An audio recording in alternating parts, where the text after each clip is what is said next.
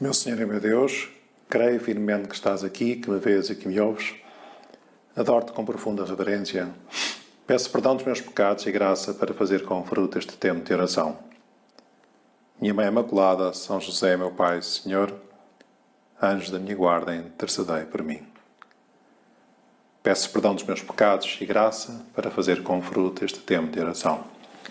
Acabei de dizer, assim dizemos, todos os dias, nestes 10 minutos com Jesus. Assim o faz tantas pessoas antes de começar a rezar.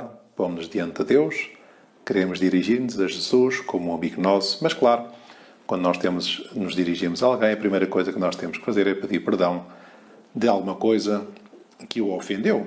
E como nós somos tão, por assim dizer, miseráveis, tão capazes de fazer mal a Deus, de não cumprir a sua vontade, antes de falar com Ele, mais a sério, faz-nos bem, humildemente, reconhecer que somos pecadores. Não sei se já se deram conta, mas o missal teve uma pequena alteração, teve algumas pequenas alterações, e uma delas que até gera uma certa confusão na Santa Missa, no ato penitencial do início. Nós dizemos, por minha culpa, minha tão grande culpa, ao mesmo tempo que batemos no peito por 3 vezes. Até há cerca de um mês nós fazíamos isto, mas por 2 vezes batíamos o peito. Agora a Igreja diz-nos que é preciso fazê-lo 3 vezes e dizer 3 vezes por minha culpa, minha tão grande culpa. Não é uma culpa pequenina, porque a consequência do nosso pecado, dos pecados do homem, é a morte, a paixão de Jesus na cruz. Não é uma coisa leve, não é uma brincadeira, e por isso nos temos que converter. Por minha culpa somos culpados. Pecamos, mas para isso está o Senhor, não temos que nos assustar, por assim dizer, se quisermos mudar. E as leituras da missa de hoje, nesta quinta-feira, da 16ª semana do Tempo Comum, são muito sugestivas e abrem-nos alguns horizontes para uma mudança, uma pequena conversão. Aliás, quando nós falamos com Deus, aquilo que queremos e aquilo que te pedimos, Jesus, agora, ajuda-me a ser um bocadinho melhor. Ajuda-me a mudar um pouco o rumo da minha vida, porque muitas vezes estou distraído, rezo pouco, tenho pecados de ação e de omissão e de pensamento e de palavras. Julgo até que para ser feliz tenho que fazer determinada ação, penso que é por ali o caminho, ou penso que é mais conveniente ir por aí, mas afinal de contas o que sucede é que me afasto de Deus.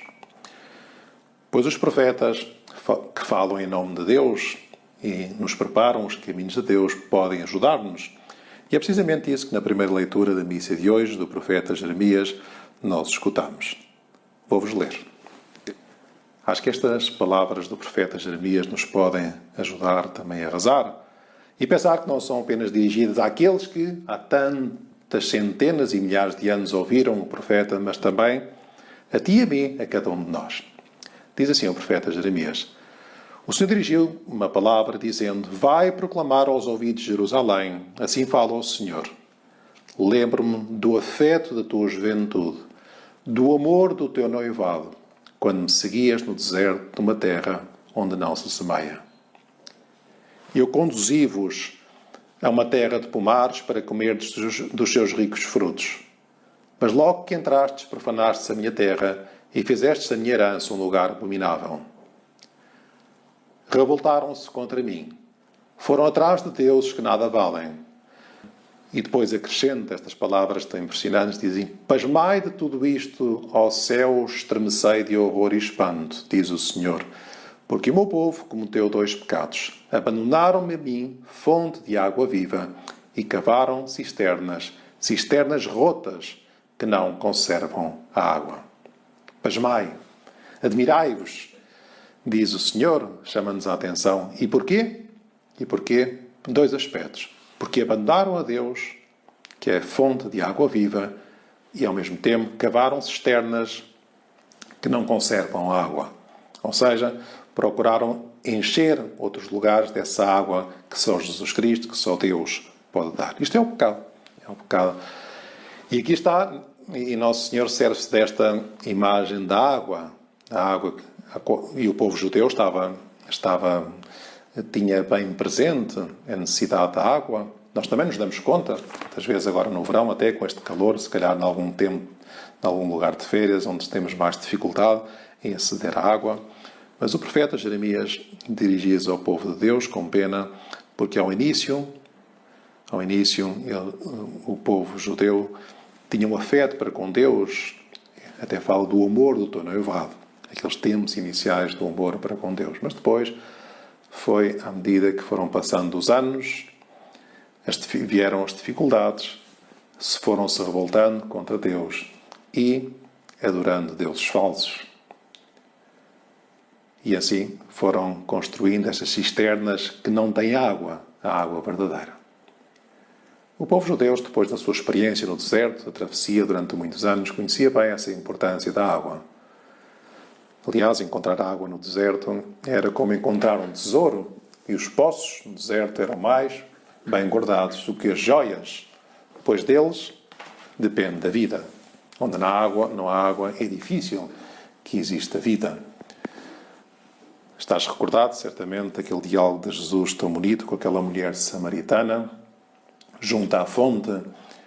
E Jesus diz-lhe: todo aquele que bebe desta água voltará a ter sede, mas quem beber da água que eu lhe der, nunca mais terá sede. A água que eu lhe der há de tornar-se nele em fonte de água que dá a vida eterna. Então a mulher, perante aquelas palavras, diz a Jesus: Senhor, dá-me dessa água, para não ter sede, nem ter de vir cá tirá-la. Mas não foi só nessa ocasião, também outra vez, na festa dos tabernáculos, das tendas, na qual os judeus recordavam a passagem pelo deserto. Jesus apresenta-se como o único que pode saciar a sede das almas.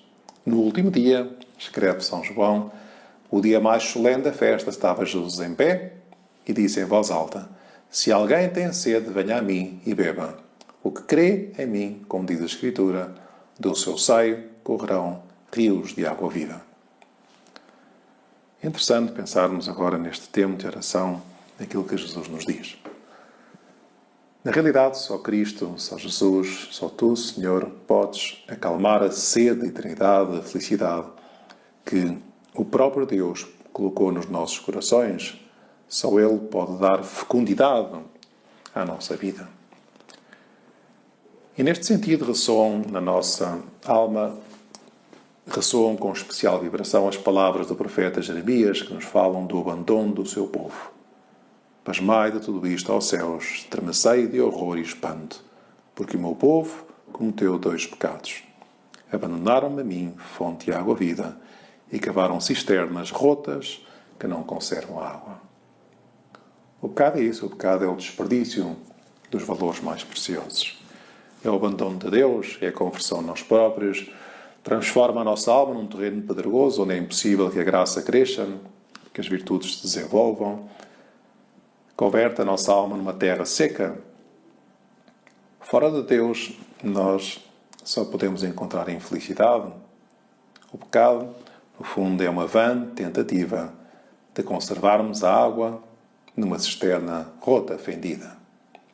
Como se diz às vezes, o caminho do inferno já é o inferno. O pecado endurece a nossa alma, torna-a difícil, torna-a dura para as coisas de Deus. Por isso Jesus no Evangelho também diz assim: ouvindo ouvireis, mas sem compreender, olhando olhareis, mas sem ver. Porque o coração deste povo tornou-se duro. Endureceram os seus ouvidos e fecharam os seus olhos. É isto mesmo que acontece quando uma pessoa peca, quando anda longe de Deus. Perde a sensibilidade para as coisas espirituais. Eu deixo aqui uma sugestão nesta breve meditação. Pede a Deus luz para reconhecer e fugir das ocasiões de pecado. Pode ser o ócio, a falta de aproveitamento do tempo, pode ser um livro que não nos convém, ou uma série de televisão, pode ser um apego excessivo ao telemóvel, pode ser uma pessoa a quem não perdoamos, pode ser os pensamentos que os deixamos à solta. Reconhece com sinceridade e fugir das ocasiões de pecado. Como dizia Jesus no Evangelho do passado domingo, uma só coisa é necessária: Deus. De outra forma, estamos a construir a nossa vida como que uma cisterna rota, fendida.